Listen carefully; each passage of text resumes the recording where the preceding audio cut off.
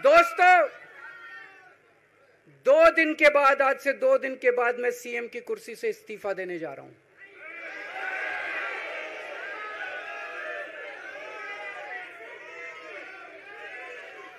और मैं तब तक सीएम की कुर्सी पे नहीं बैठूंगा जब तक जनता अपना फैसला ना सुना दे। इनका मकसद था आम आदमी पार्टी को तोड़ना। इनका मकसद था केजरीवाल के हौसले को तोड़ना, केजरीवाल की हिम्मत को तोड़ना। इन्होंने फॉर्मूला बना रखा है। आप देख रहे हो किस तरह से एमएलए तोड़ दो, एमएलए खरीद लो, ईडी भेज के डरा दो, सीबीआई भेज के डरा दो, फर्जी केस कर दो, जेल में डाल दो, पार्टी तोड़ दो। महाराष्ट्र में कैसे उन्होंने 2-2 राष्ट्रीय पार्टियां तोड़ दी। पार्टी तोड़ दो, सरकारें गिरा दो और अपनी सरकार बना लो। इनको यह लग रहा था केजरीवाल को जेल भेज देंगे तो दिल्ली में इनकी पार्टी टूट जाएगी, दिल्ली में बीजेपी की सरकार बना लेंगे। इनको लग रहा था पंजाब की सरकार तोड़ के पंजाब में हम अपनी सरकार बना लेंगे, इनके एमएलए तोड़ लेंगे। लेकिन हमारी पार्टी नहीं टूटी, हमारे एमएलए नहीं टूटे, हमारे एमएलए तो छोड़ो, कार्यकर्ता भी नहीं टूटे। इनकी बड़ी बड़ी साजिशों के खिलाफ, बड़े बड़े षड्यंत्रों के खिलाफ केवल आम आदमी पार्टी में ताकत है जो आज इनका सामना कर रही है। इनको लगा केजरीवाल के हौसले तोड़ देंगे।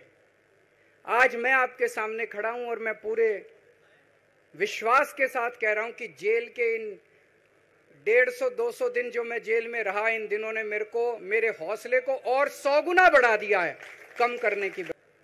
ये लोग पूछते हैं कि केजरीवाल जब जेल में था इसने इस्तीफा क्यों दिया, क्यों नहीं दिया? जेल में से सीएम के पद से इस्तीफा क्यों नहीं दिया? मैंने इस्तीफा इसलिए नहीं दिया क्योंकि मैं देश के जनतंत्र को बचाना चाहता था।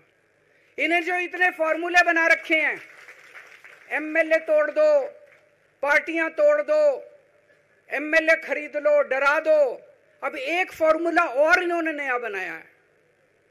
जहां जहां ये चुनाव हारे वहां वहां के मुख्यमंत्री पे फर्जी केस करके उसको गिरफ्तार कर लो और उसकी सरकार गिरा दो। अगर मैं इस्तीफा दे देता, अगर मैं, हेमंत सोरेन साहब ने इस्तीफा दिया, मैं भी इस्तीफा दे देता। इन्होंने सीतारमैया पे भी अभी केस किया है, इस सीतारमैया साहब के ऊपर। इन्होंने पिनाराई विजयन के ऊपर भी केस कर रखे हैं, ममता दीदी के ऊपर केस कर रखे हैं। ये एक ऑपोजिशन के मुख्यमंत्री को नहीं छोड़ते, एक एक को पकड़ के फर्जी केस कर करके उनको जेल में डाल देते और एक एक की सरकार गिरा देते। मैं जेल में गया, अभी 10 दिन पहले सुप्रीम कोर्ट की एक बेंच ने पूछा सरकार से कि जेल के अंदर से सरकार क्यों नहीं चल सकती। बड़ा आप लोगों ने अखबार में, सुप्रीम कोर्ट ने पूछा है केंद्र सरकार से कि जेल के अंदर से सरकार क्यों नहीं चल सकती, तो जेल के अंदर से सरकार साबित कर दिया हमने। अब मैं देश के सारे नॉन बीजेपी मुख्यमंत्रियों से हाथ जोड़ के विनती करना चाहता हूं, अब अगर प्रधानमंत्री जी हिम्मत करें आप पे फर्जी केस करके आपको जेल में डालें, इस्तीफा मत देना, किसी हालत में इस्तीफा मत देना। जेल से सरकार चलाना हम सबको मिलकर, ऐसा नहीं कि हम पद के लालची हैं, ऐसा नहीं कि मुख्यमंत्री पद हमारे लिए महत्वपूर्ण है, इसलिए क्योंकि हमारे लिए हमारा संविधान जरूरी है, हमारा देश जरूरी है, जनतंत्र जरूरी है, जनतंत्र को बचाना जरूरी है। इतने भारी बहुमत से जीती हुई सरकार, एक बार 70 में से 67 सीट आई, एक बार 70 में से 62 सीट आई और आप पकड़ के जेल में डाल दोगे और कहोगे इस्तीफा दे। मैं सारे मुख्यमंत्रियों से आज हाथ जोड़ के विनती करना चाहता हूं, इनका ये नया फॉर्मूला भी आम आदमी पार्टी ने फेल कर दिया है, जो इन्होंने नया फॉर्मूला बनाया।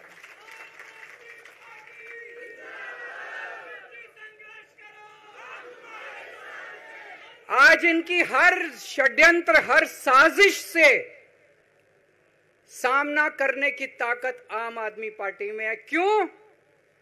क्योंकि हम ईमानदार हैं।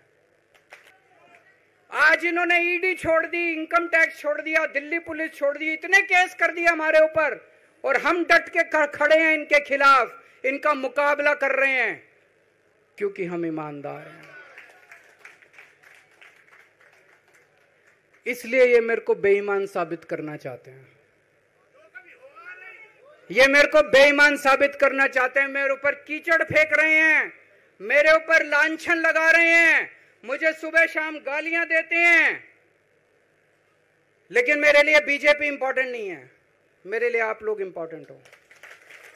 अगर देश की जनता, दिल्ली की जनता को लगता है केजरीवाल बेईमान है, मैं 1 मिनट के लिए सीएम की कुर्सी पे भी नहीं बैठूंगा। 1 मिनट के लिए मैं बैठने को तैयार नहीं। मैंने अपने जीवन में कुछ नहीं कमाया, मेरा बैंक अकाउंट खाली है, हमारी पार्टी का बैंक अकाउंट खाली है। मैंने जिंदगी में कुछ नहीं कमाया, अपनी इज्जत और अपनी ईमानदारी के सिवा मेरे पास कुछ नहीं आया। इनकम टैक्स में कमिश्नर की नौकरी करता था,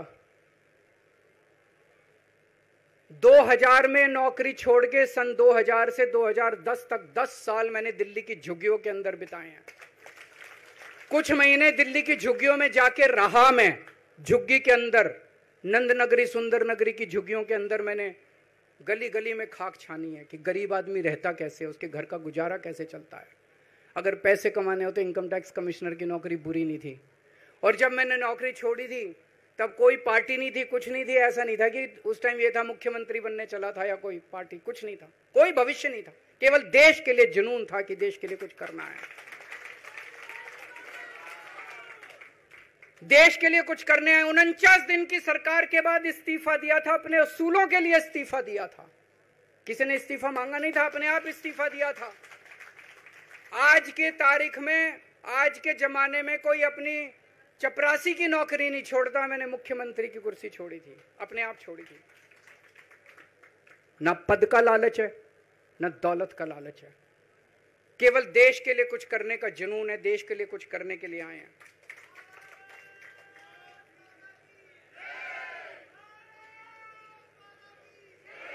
इन्होंने मेरे ऊपर आरोप लगाए, मनीष जी के ऊपर आरोप लगाए हैं। इस देश का जो सबसे कठोर कानून है, ईडी का कानून, पीएमएलए, जिसमें बेल भी नहीं मिलती, बेल मिलनी भी मुश्किल है, उसके अंदर हमारे ऊपर तरह तरह के इन लोगों ने आरोप लगाए हैं। कोर्ट से हमको बेल मिल गई, उसके बावजूद आज की तारीख में, आज जो स्थिति है, इससे फालतू कोर्ट और कुछ नहीं कर सकता था जितना कोर्ट ने कर दिया हमारे पक्ष में। हम कोर्ट के बहुत शुक्रगुजार हैं। कोर्ट ने हमें बेल दे दी, अभी बेल तक ही दे सकता था। अब ये केस चलेगा। मैंने वकीलों से पूछा, मैंने कहा मेरा दिल कहता है कि जब तक ये मैं कोर्ट से बरी होके ना आ जाऊं तब तक मैं सीएम की कुर्सी पे नहीं बैठूंगा। उन्होंने कहा जी ये 10 साल चलेगा केस, कोई कह रहा है 15 साल चलेगा केस, कोई कह रहा है 20 साल चलेगा केस। तो केस ये अभी लंबा चलेगा। आज कोर्ट जितना कर सकता था, कोर्ट ने हमारे पक्ष में निर्णय लिया है, हमें बेल दे दी। उन्होंने ऐसे कानून में जिसमें बेल मिलनी नामुमकिन होती है, उन्होंने बेल दे दी। आज मैं आपकी अदालत में आया हूं, जनता की अदालत में आया हूं, आपसे पूछने के लिए आया हूं, क्या आप केजरीवाल को ईमानदार मानते हो कि गुनहगार मानते हो?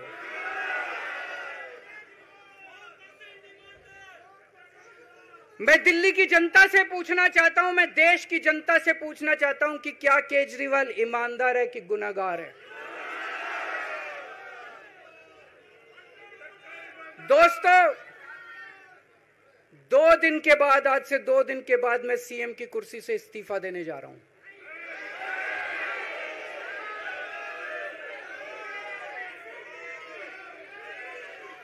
और मैं तब तक सीएम की कुर्सी पे नहीं बैठूंगा जब तक जनता अपना फैसला ना सुना दे। मैं जनता के बीच में जाऊंगा, गली गली में जाऊंगा, घर घर में जाऊंगा, और जब तक जनता अपना फैसला ना सुना दे कि केजरीवाल ईमानदार है, तब तक मैं सीएम की कुर्सी के ऊपर नहीं बैठूंगा।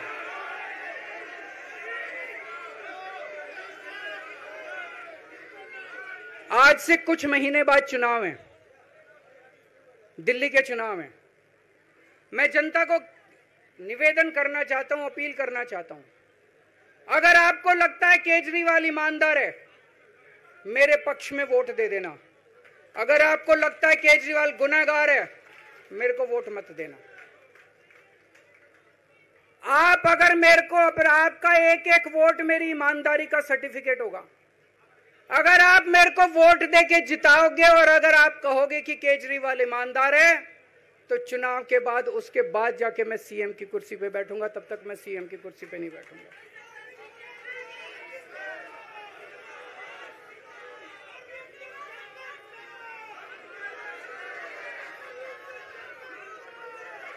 आपको लग रहा होगा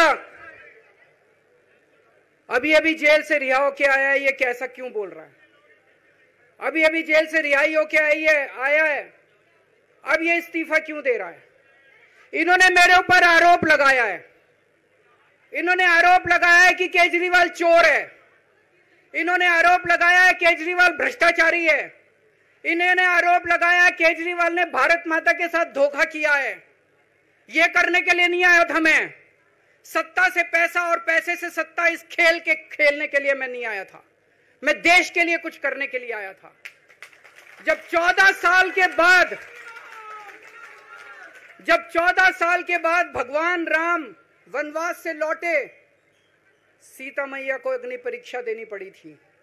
आज मैं जेल से आया हूं, मैं अपनी अग्नि परीक्षा देने के लिए तैयार हूं। ये कुछ लोग बोल रहे हैं सुप्रीम कोर्ट ने कुछ कंडीशंस लगाई हैं, काम नहीं कर पाएंगे। पिछले 10 साल में इन लोगों ने कंडीशन लगाने में कोई कसर छोड़ी थी? एलजी साहब ने कंडीशन लगाने में कोई कसर छोड़ी थी? केंद्र सरकार ने 1 कानून, 2 कानून, 3 कानून, कानून पे कानून डाल के मेरी पावर छीन ली, पर आपके काम बंद नहीं होने दिए मैंने।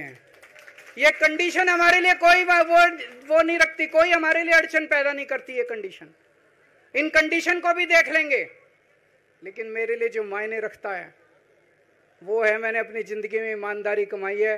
अगर आपको लगता है केजरीवाल ईमानदार है, जम के वोट दे देना मेरे पक्ष में, चुनाव के बाद सीएम की कुर्सी पे जाके बैठूंगा।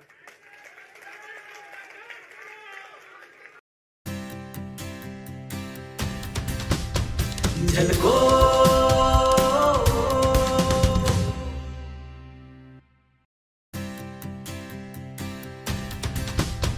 झलको